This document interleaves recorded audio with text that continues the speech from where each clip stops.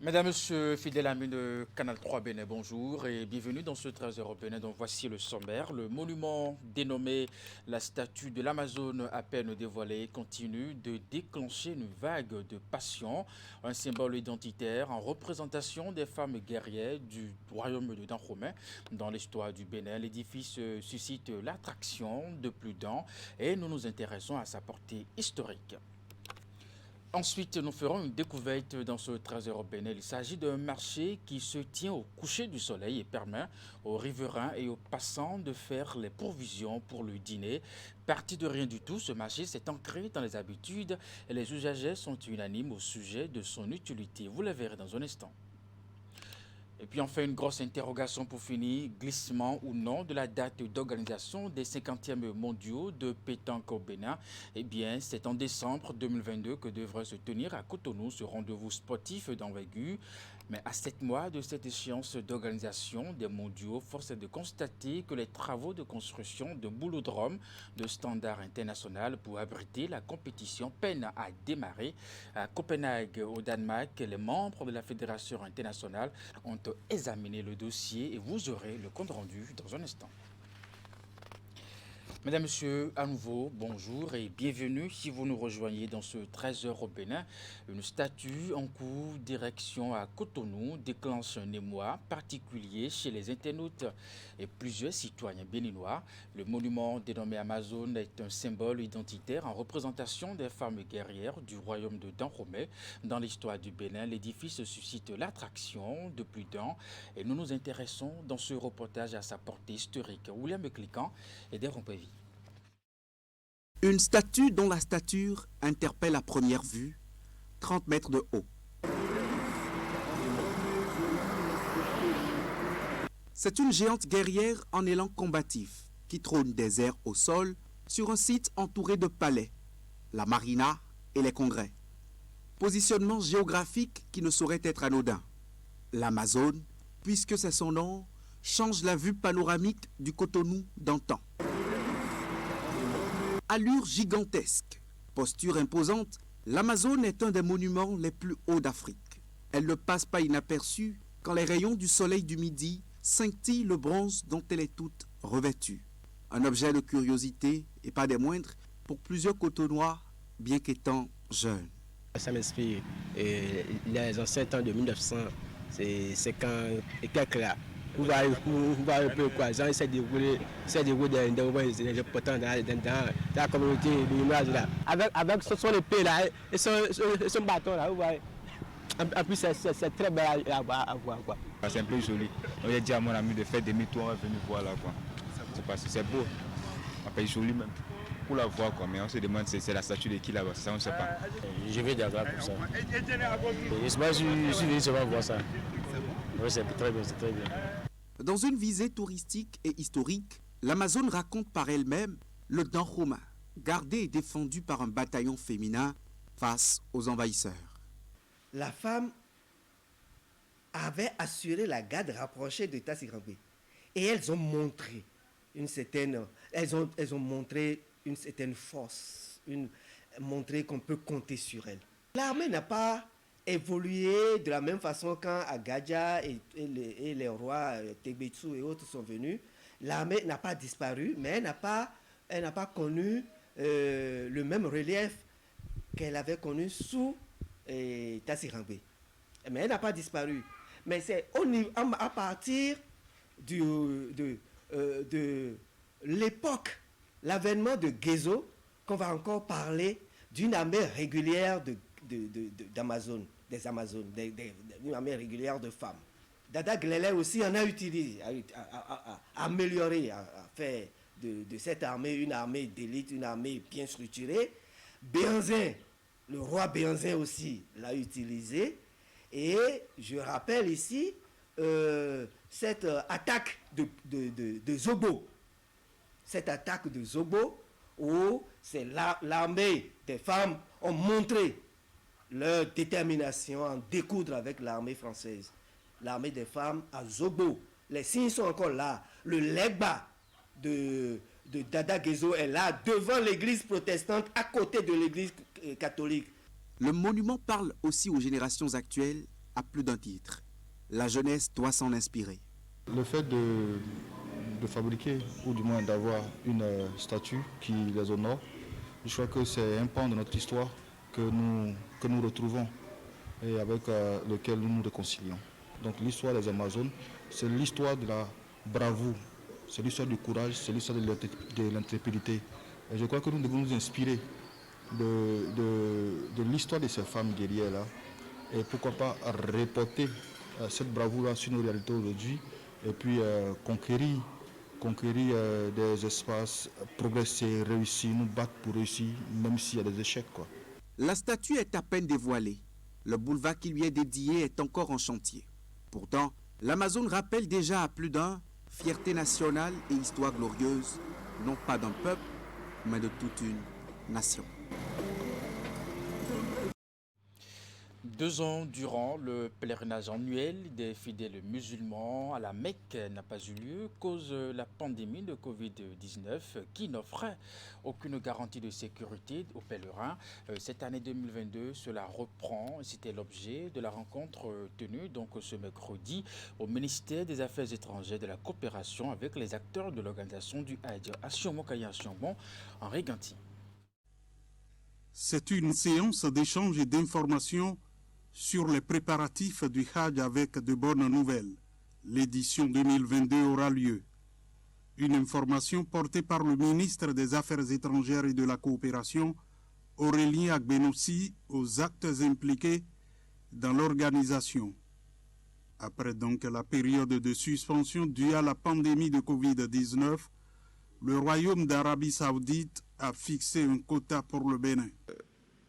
Cette séance, nous la tenons, bien entendu, quelques semaines après l'annonce par le Royaume d'Arabie Saoudite des quotas de pèlerins pour les pays. Et au terme de cette répartition, le Bénin, notre pays, s'est vu accorder un quota de 2083 pèlerins. Un chiffre qui est en baisse par rapport au quota de 4600 que nous avons obtenu pour les éditions de 2018 et 2019. Mais c'est un chiffre qui est satisfaisant lorsqu'on le compare à celui d'autres pays. Et ce qui explique cela, c'est l'impact de la pandémie de la Covid-19 sur le monde entier. Les échanges ont permis de passer en revue les actions engagées par l'État pour une bonne participation des Béninois.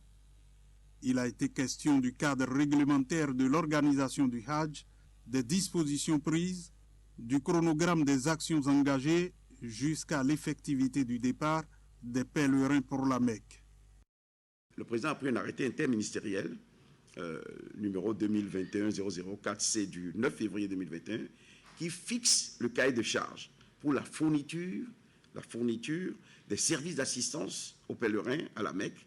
Et dans ce texte, vous avez une description détaillée, exhaustive, des obligations qui incombent aux sociétés agréées. J'ai dit société agréée parce que c'est une nouvelle notion maintenant dans l'organisation.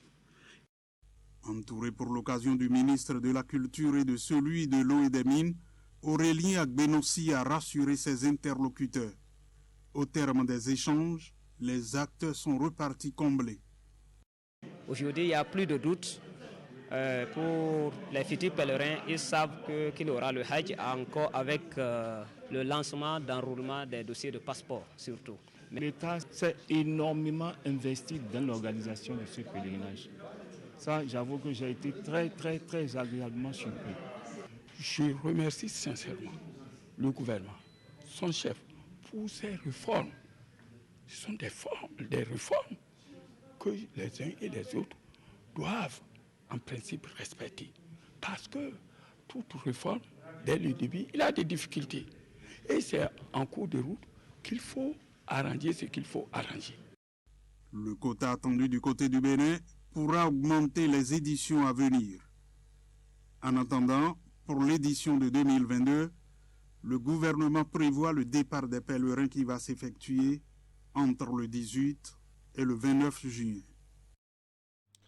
Les membres du gouvernement ont rencontré ce mercredi à la mairie de Cotonou les populations des 7e, 8e, 9e et 10e arrondissements. C'est la dernière étape de la tournée donc, de sensibilisation sur la cherté de la vie organisée par le gouvernement. Suivez ici le point des échanges avec Ali Momouni Rachidi Soubirou. Comme à toutes les étapes, c'est en langue nationale que les membres du gouvernement s'entretiennent avec les populations sur la cherté de la vie.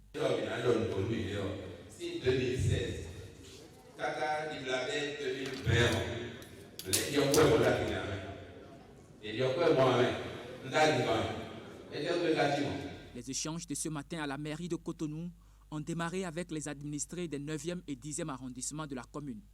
D'abord, les autorités plantent le décor et présentent la situation à leurs hôtes.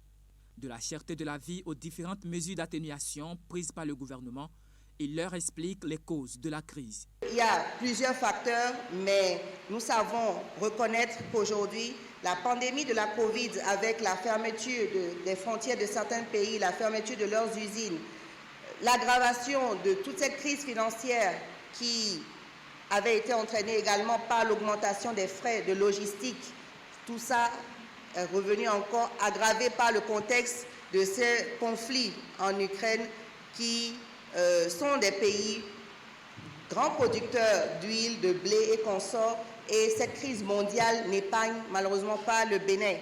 Mais en même temps, le gouvernement n'est pas resté inactif depuis 2 ans. À la suite des autorités, la parole est donnée aux populations. Occasion pour chacun d'exprimer ses besoins et formuler aussi des suggestions.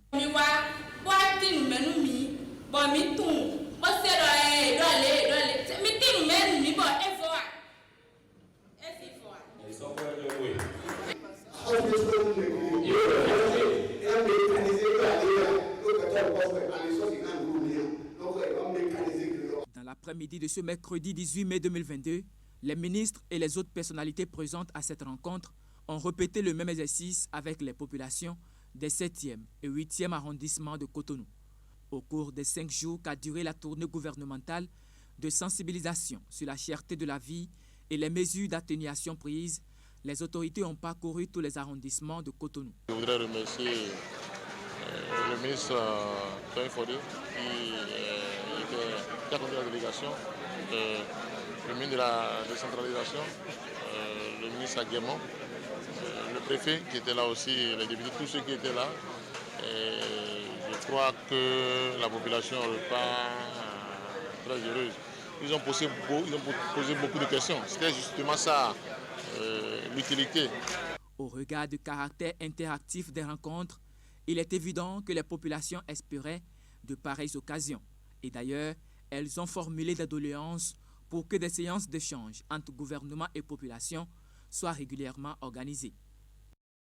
Le Centre de formation professionnelle et de perfectionnement de la communauté électrique du Bénin dispose désormais d'un dispositif moderne de renforcement des capacités des acteurs du secteur de l'énergie. Il s'agit donc de la plateforme pédagogique de formation, réseau, transport et distribution. La cérémonie de sa mise en service s'est déroulée au sein de la CEB à Boumé-Calavi. Idrissou Boukari et Rompevi. Le ministre d'État chargé du développement et de la coordination de l'action gouvernementale et son collègue de l'énergie viennent donner officiellement le top des activités de la plateforme pédagogique de formation, réseau, transport et distribution. C'est la communauté électrique du Bénin qui offre ces installations pour abriter le projet pour le compte de son centre de formation professionnelle et de perfectionnement. Le projet a pour objectif de former les opérateurs du secteur de l'énergie en s'appuyant sur l'expertise de l'Académie de Vinci Énergie, chargée de la mise en place de la plateforme. Et donc cette plateforme permet de former l'ensemble des collaborateurs à leur métier en toute sécurité. Nous font des métiers pratiques, des métiers concrets. Et donc cette formation technique permet à nos collaborateurs d'apprendre, de se former, et pour ensuite être performants sur leur chantier et d'intervenir en toute sécurité. Ce projet du gouvernement du Bénin est mis en œuvre avec le soutien de la France et du Maroc, représentés à cette cérémonie par leurs ambassadeurs. L'autonomie énergétique visée par le gouvernement concerne aussi bien les infrastructures et les ouvrages électriques que la compétence et le savoir-faire des professionnels du domaine. Cette plateforme de formation renforce le plateau technique de formation et permettra au centre de formation de la communauté, je précise bien de la communauté électrique du Bénin, donc servir à la fois le Bénin et le Togo, puisque c'est une institution interétatique et régionale, pour enrichir son catalogue de formation. Mais à travers l'enrichissement du catalogue de formation, c'est de former les hommes et les femmes pour mieux tenir les engagements du programme de développement socio-économique de nos pays. La formation professionnelle est au cœur de la transformation économique que nous faisons. En 2018, sur 100 jeunes béninois qui sortaient de l'école, seulement 5%, et encore un peu moins, avaient une formation professionnelle et technique. Dans 9 ans, en 2030, nous voulons qu'il y en ait sur 170 qui aient la formation professionnelle et technique.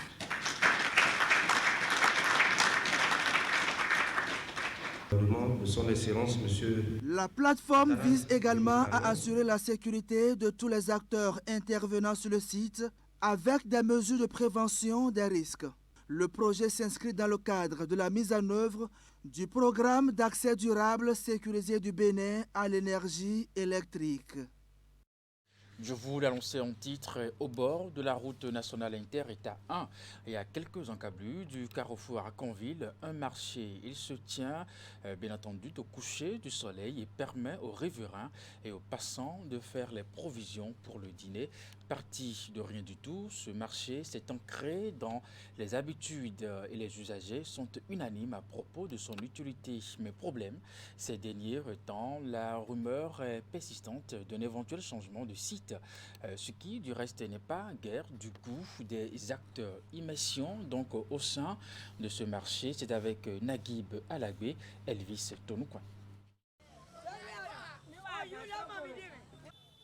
On est à Gbodjo, au bord de la route inter-État numéro 2, à quelques encablures du carrefour à Conville, se tient ce marché. Il ouvre au coucher du soleil et s'anime seulement quelques heures, le temps pour les riverains et les passants de s'approvisionner pour le dîner. C'est au bord de la voie, ça avantage tout le monde. Les passants même, une fois en passant, on de l'an, ils achètent aussi. Ils entrent dans le marché et bon, même s'ils n'ont pas prévu d'acheter, ça les motive et ils entrent. Puisque c'est au bord de la voie, ça aide aussi les passants. Parce que les produits sont frais et à la portée de tous. C'est pas trop cher non plus. Et bon, c'est pas loin de chez moi. Donc j'y viens souvent pour faire des achats, surtout le soir pour le dîner. Ils sont un peu moins chers. Et ils ne sont pas égoïstes. Là-bas, souvent, quand tu vas acheter, ils se prennent et tu veux pas. Genre, tu veux discuter, le truc est à 6 ans, tu veux discuter 400, ils vont dire. Et ils ne sont pas comme ça. Or, ici, facilement, tu achètes. Ils sont un peu égoïstes là-bas. Moi, je n'aime pas quand même. Ici, je préfère ici. C'est mon marché quand même. Ça se tient la nuit, c'est bien. C'est pas forcément la nuit, mais déjà à partir de 16h, ce marché se tient. Et c'est bien parce qu'on n'a pas toujours le temps de venir faire le marché en journée. Et déjà le soir, si le marché se tient encore, ça nous arrange. Parce qu'à tout moment, tu peux rentrer acheter un truc vite fait au marché. Donc c'est toujours mieux. Tout le monde n'a pas le temps de faire les courses en journée. Donc c'est un peu ça. Né de la nécessité pour ces vendeuses de poissons frais, autrefois à la sauvette, de se trouver un site, le marché de Gbodjo finit par s'installer durablement. On y trouve fondamentalement du poisson de pêche et tout ce qu'il faut pour une cuisine rapide.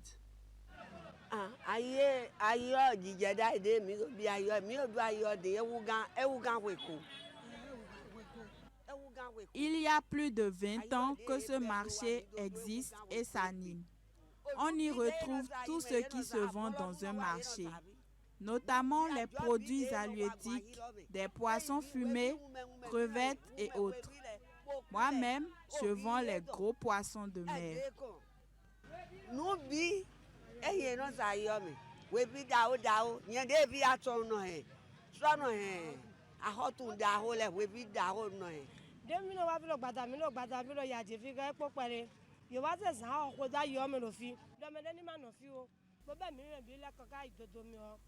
Au début, nous nous en sortions ici quand on nous a débarqué pour un site de fortune dans la descente, de l'autre côté de la route.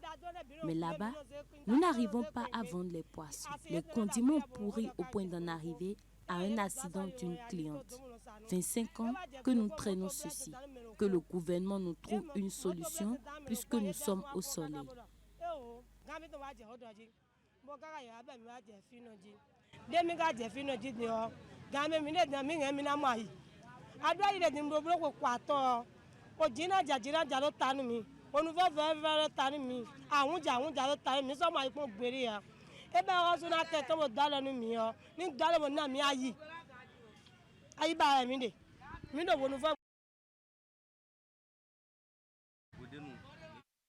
Ni hangar, ni baraque. Ici, les usagers voguent à l'air libre, à la merci des intempéries et la peur au ventre. L'idée d'un éventuel déplacement du marché loin de son site habituel inquiète plus d'un. Bon, comme j'avais dit tantôt, ça ne nous avantage pas, puisque si ça va jusqu'à Zoka, vous voyez la distance. Si tu vas quitter ta maison pour aller encore de l'autre côté de la voie, c'est un peu loin. C'est éloigné, quoi. La majorité sont dans le quartier. Donc les amener là-bas, ça c'est un peu trop compliqué pour eux. Et pour nous les acheteurs, bon, ça peut avantager certaines personnes et ne pas avantager d'autres.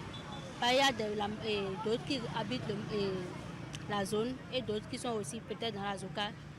Ça va les avantager. Mais nous qui sommes ici, ça ne va pas nous avantager.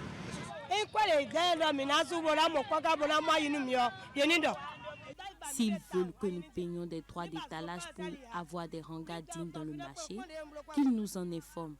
Nous ne voulons aller au marché de Zoka parce que c'est un marché plein d'escrocs. Ils sont même sur les voies. C'est la raison de notre refus. Nous préférons aller dans d'autres marchés ou encore abandonner la vente de poissons pour un autre commerce pour cette raison.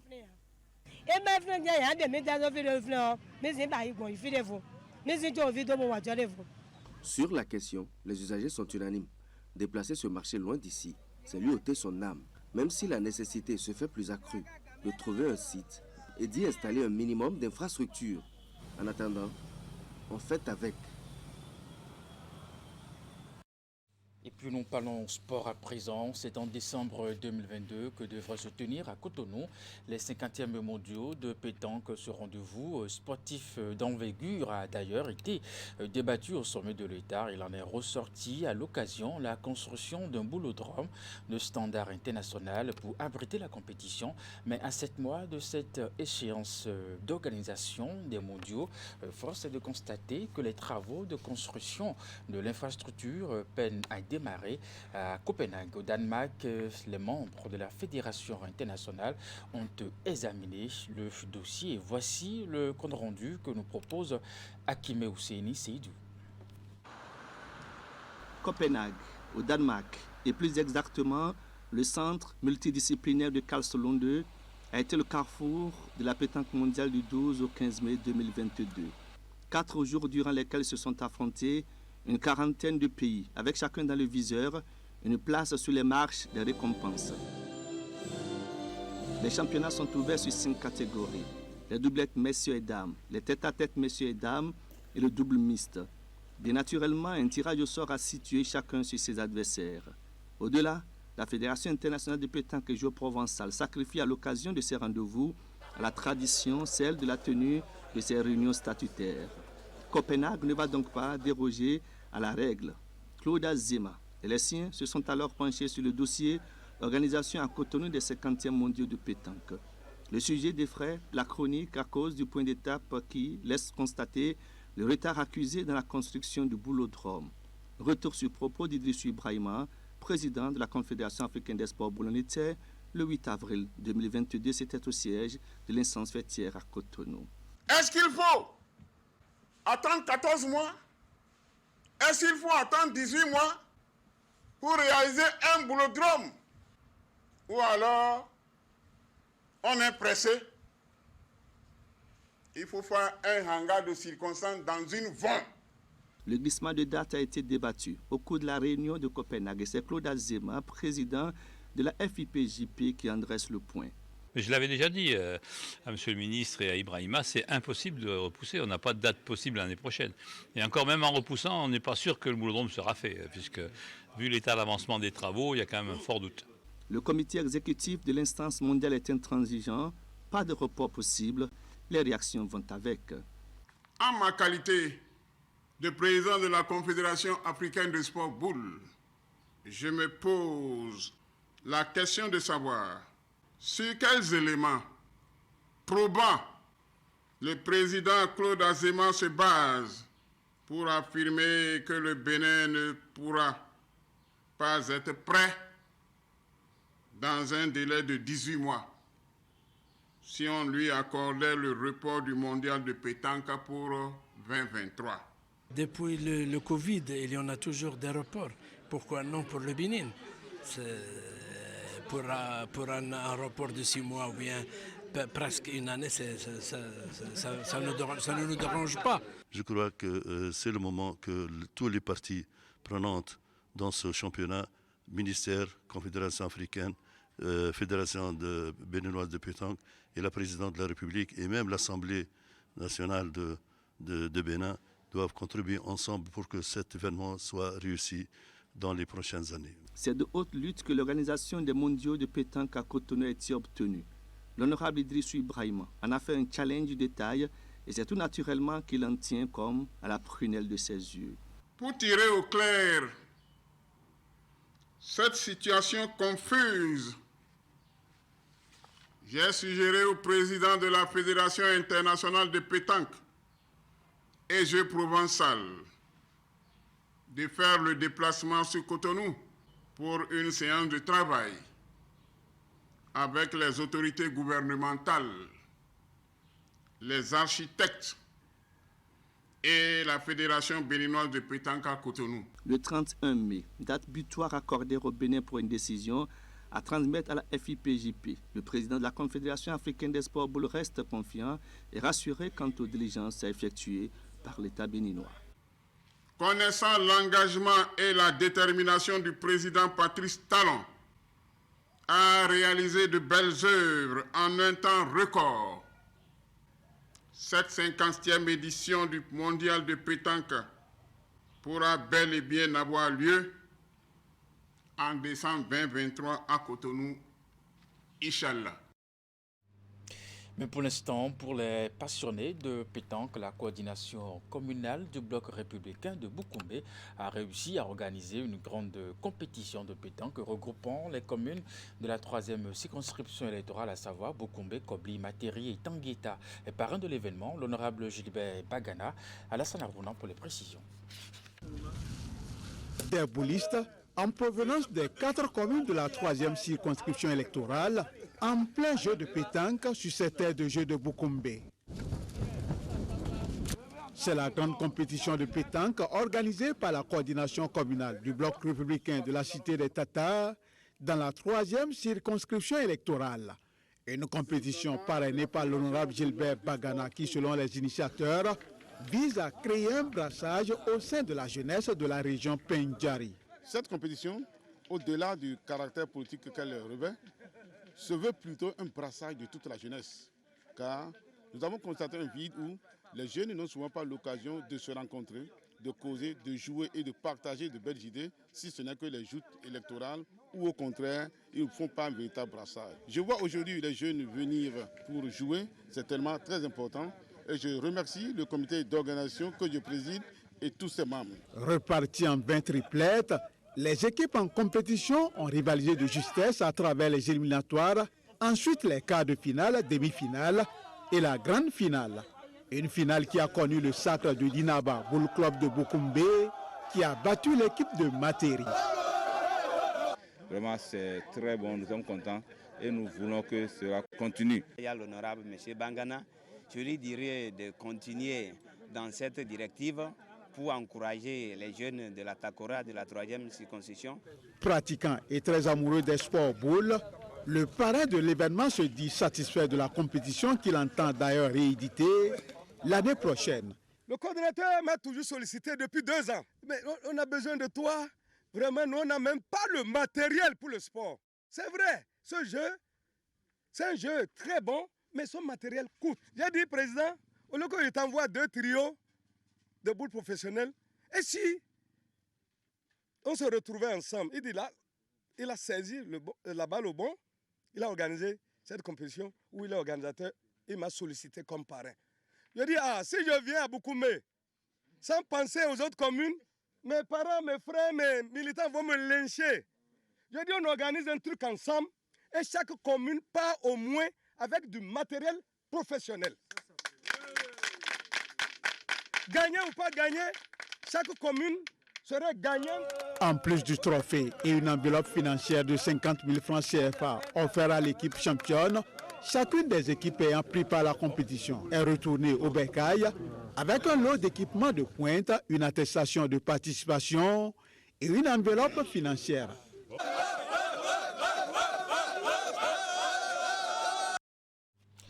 Mesdames, Messieurs, c'est la fin de ce 13h Bénin. Merci de l'avoir suivi. Bonne suite de programme à vous sur Canal 3 Bénin à 16h. Votre bulletin d'information à 19h30, la grande édition de la soirée. Portez-vous bien, à très bientôt. Très bon week-end.